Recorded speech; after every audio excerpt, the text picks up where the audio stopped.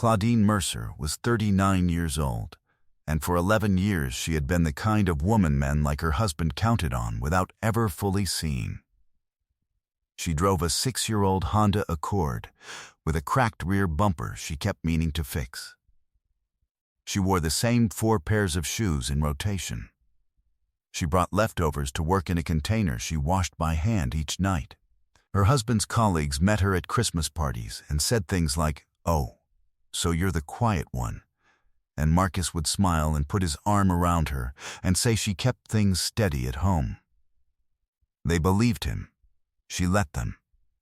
What none of them knew, what Marcus himself had apparently forgotten to wonder about, was where the 3rd set of car keys went, or why the small black folder she kept, locked in the bottom drawer of her home office, never seemed to move. For 14 months, Marcus had been leaving their Charlotte home at 2 a.m. He would rise carefully, dress in the dark, and let himself out the side door. He believed she was sleeping. She had not been sleeping. She had been watching. What he did not know, what none of them would understand until it was too late, was that Claudine had spent 9 years building something he was not mentioned in, not associated with, and could not touch. What happened when she finally followed him would cost Marcus everything he believed he had secured. Before we jump into the story, comment where in the world you are watching from and subscribe, because tomorrow's story is one you need to hear. The first time Claudine noticed the 2 a.m. pattern.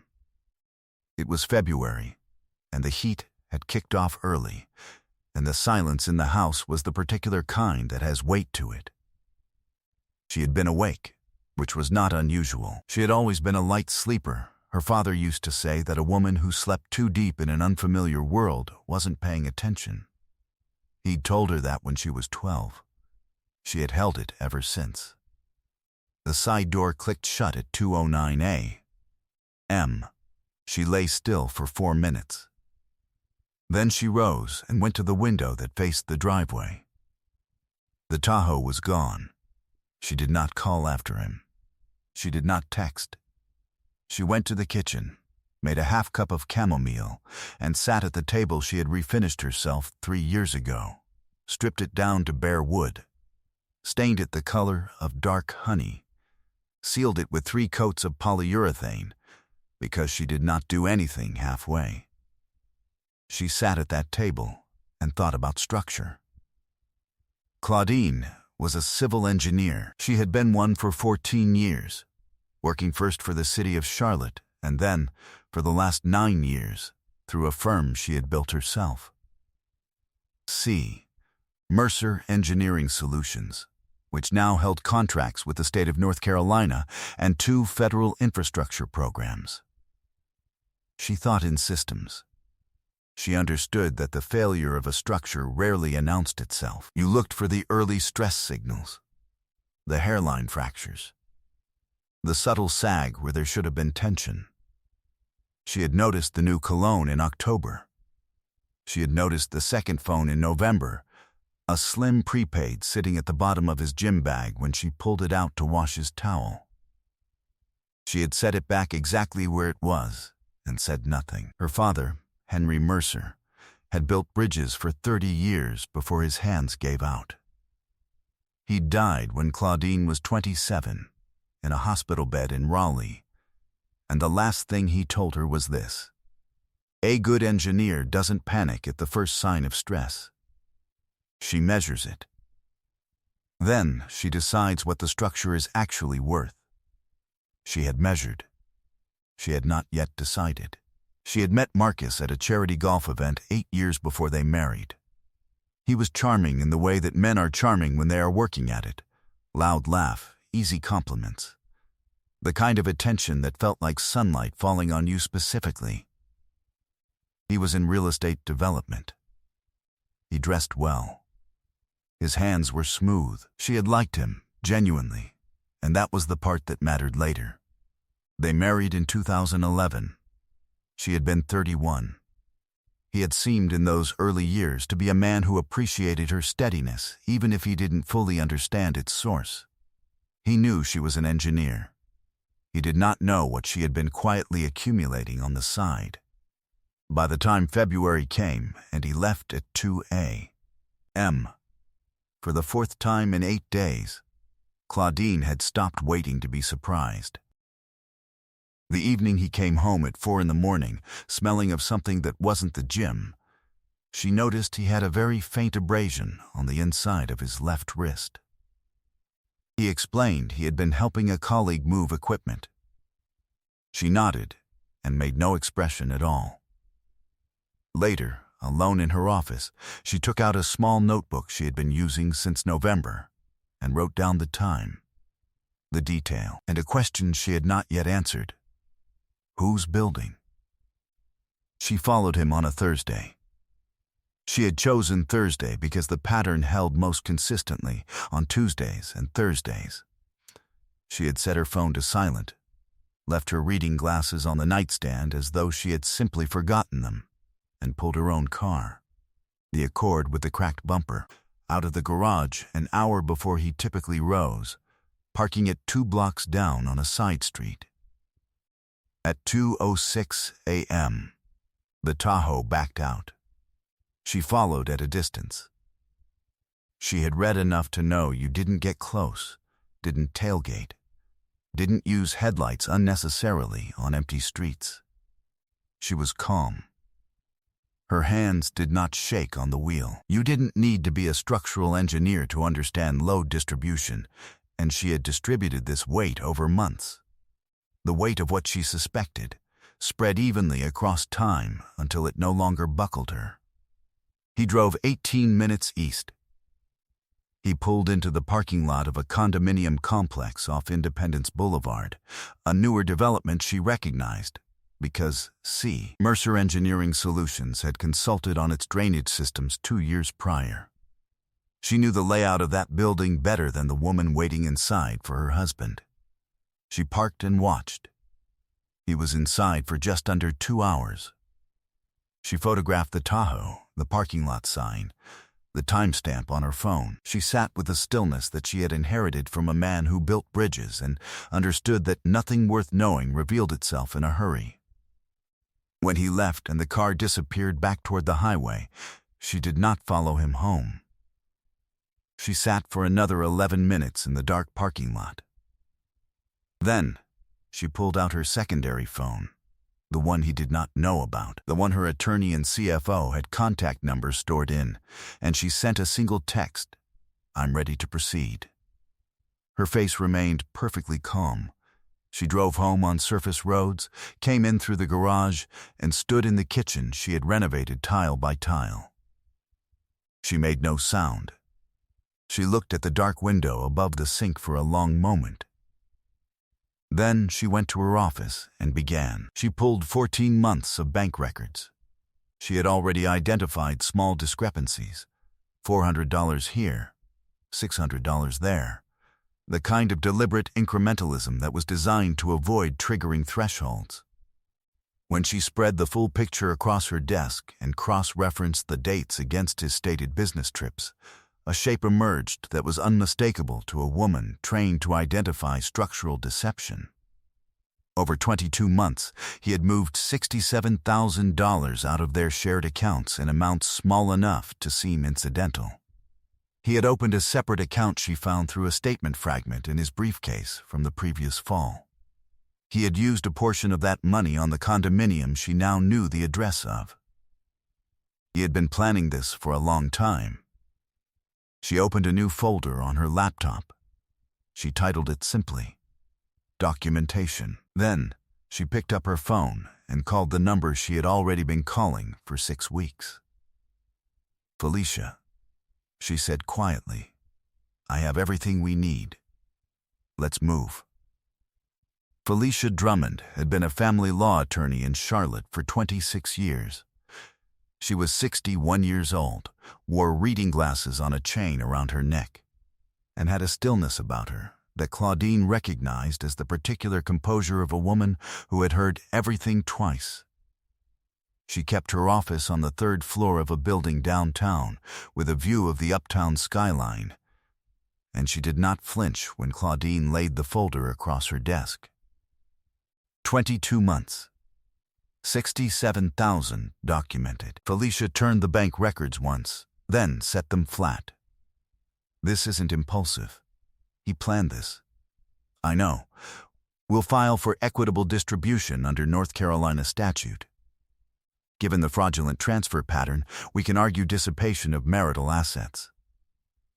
She looked over her glasses. He doesn't know about C. Mercer Engineering? No, Felicia allowed herself one moment of visible satisfaction. Then we have a significant information asymmetry in our favor. Real power operated in quiet rooms. Claudine had also called her Uncle Elwood, who was 74 years old, still sharp, and had known her husband for 7 of the 11 years they had been together. Elwood lived 40 minutes away in Concord in the house where Claudine's father had grown up. She drove out to see him on a Saturday afternoon while Marcus believed she was at a project site. Elwood was on his back porch when she arrived, watching the tree line the way old men watch things that have been standing longer than they have. She sat beside him and told him, plainly, what she had found. He was quiet for a while. I saw him twice last fall at that seafood restaurant on Eastway, he said finally. He was with a woman. I thought about telling you. I convinced myself I was wrong. He looked at his hands. I was not wrong. I know, Uncle Elwood. Your father would say the ground tests everything eventually. What you build on sand doesn't hold. I know that too. He reached over and pressed her hand once. What do you need from me? I may need you to be there when it happens. Just to be there. I'll be there, he said. It was not a question. Felicia's paralegal pulled additional records that Claudine had not yet located. A second joint account Marcus had opened with a woman from the condominium, whose name was Tanya Billings. Tanya worked in hotel management and had relocated from Columbia, South Carolina, 18 months prior. The condominium lease was in Marcus's name. The furnishings had been paid for through a credit card Claudine had never been shown. Tanya drove a leased vehicle Marcus was co-signed on. The monthly obligation was $648. All of this had been layered into the household budget in fragments, small enough to disappear but large enough, in aggregate, to constitute a pattern that would hold up in court. Felicia's team also found that Marcus had quietly listed the house Claudine had renovated, the house whose kitchen tiles she had laid herself, the house with the honey-stained dining table, with a real estate agent 2 months prior. It had not yet gone live on the market. He had been planning to present her with divorce papers after the listing closed. He had intended to serve her. He had not intended to see what she had built. Claudine continued her evenings as though nothing had changed.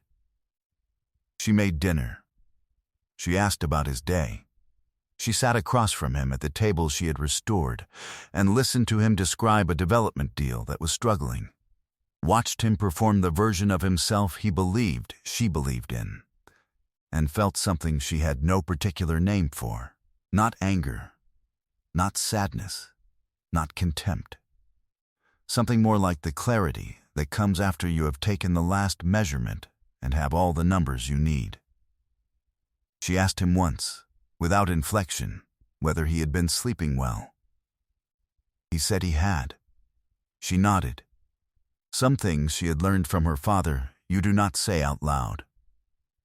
You write them down, and then you act. Felicia filed on a Wednesday morning.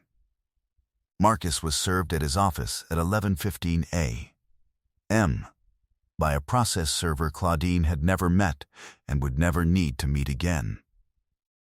She was in a meeting with a state transportation official when her phone buzzed once, Felicia's assistant confirming delivery, and she continued the meeting without interruption. She had spent years building the professional credibility that allowed her to sit in rooms like this one. She was not going to flinch at the end. They met for mediation 3 weeks later in a conference room in Felicia's building. Claudine arrived first. She wore a charcoal blazer she had owned for years, her hair natural and close, and she set a single manila folder on the table in front of her and folded her hands over it. Marcus arrived with his attorney, a man named Garrett, who had a reputation for aggression. Marcus looked at Claudine with the expression of a man who was still calculating from the wrong position.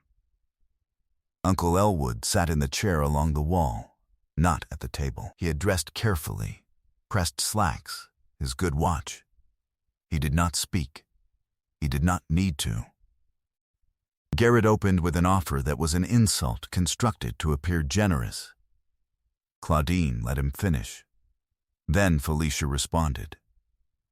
"My client will be retaining the marital home," Felicia began, "along with the recovery of all documented dissipated marital assets, $67,420, and full accounting of the condominium at Independence Boulevard, including the co-signed vehicle lease for Miss Billings."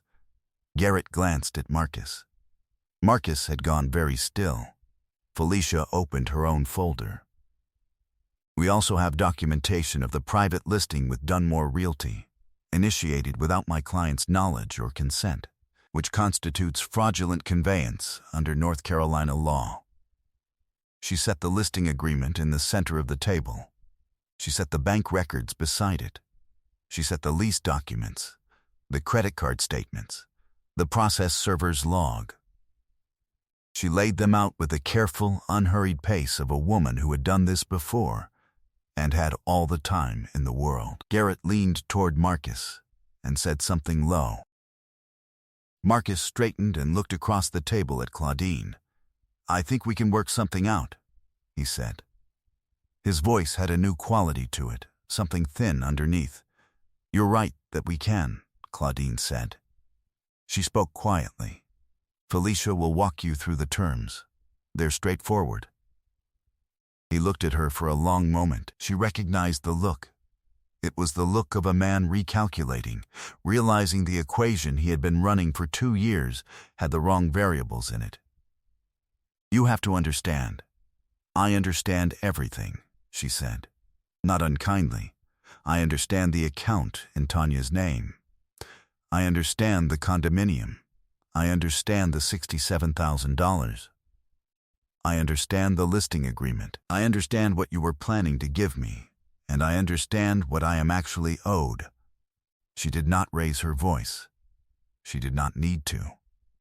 "You had 11 years to understand what you were building this life with. You chose to see what was convenient. That choice belongs to you now." Garrett tried twice more. Elwood cleared his throat once from his chair. Garrett stopped. Marcus did not speak again during the mediation. He signed what Felicia put in front of him. Claudine stood, gathered the folder, and walked to the door. She did not look back. The hallway was quiet. The elevator arrived in 10 seconds. She stepped in, and as the doors closed, she thought of her father's hands, the ones that had built things meant to stand, and felt something settle permanently into place. 14 months passed like good weather. Claudine spent the first 3 of them overseeing a renovation she had designed herself, not for a client, but for the house on Belvedere Drive that was now solely hers. She tore out the master closet and rebuilt it larger. She had a deck added to the back, which she helped frame on weekends alongside the contractor. She painted the study a blue grain that her father would have called the color of deep water. She took on 2 new state contracts through C. Mercer Engineering Solutions. The firm now had 11 full-time employees and a project portfolio worth more than she had ever imagined when she started it from a rented desk in 2015. She hired a woman named Denise, fresh from NC State's civil engineering program, and told her what her father had told her. "Don't let anyone assume the limits of your load-bearing capacity." She met Calvin at a professional conference in Durham. He was a structural consultant, 12 years her senior, with quiet hands and the habit of listening all the way to the end of a sentence before he spoke. Their first dinner lasted 4 hours. He did not perform. He asked good questions. He was not the center of her rebuilt life, but he was present in it. And that was something she had not expected to feel so soon, and did not try to talk herself out of. She heard about Marcus through his brother Damon, who called her once in the fall, awkward and apologetic. Marcus had lost his real estate license following an investigation. The fraudulent conveyance finding had generated a referral to the state licensing board. He was working for a property management company in Greensboro, dispatching maintenance calls. The condominium lease had not been renewed. Tanya Billings had moved back to Columbia. Marcus's mother had not spoken to him since the mediation. Neither had 3 of the 4 people who had once called themselves his close friends. Claudine registered this information and filed it in the same place she filed all information that no longer required action. On a November morning, she stood at the kitchen window with her coffee, the good kind she now bought without considering the price, and watched the Japanese maple she had planted in the side yard drop its last red leaves onto the grass. The light came in low and clean, the way November light does, and the house was quiet in the way it was quiet now, which was a different kind of quiet from before. Fuller, steadier. She thought of her father. She thought of his hands on a drawing table, of his voice saying a woman who knows her worth doesn't negotiate it down. She pressed her palm flat against the kitchen tile, the tile she had laid herself, one piece at a time, in the first autumn of a life she was still building. She had built everything worth keeping. I hope you enjoyed that one. Be sure to like the video and subscribe so you don't miss the next story. I've picked out 2 more for you that I think you'll really like.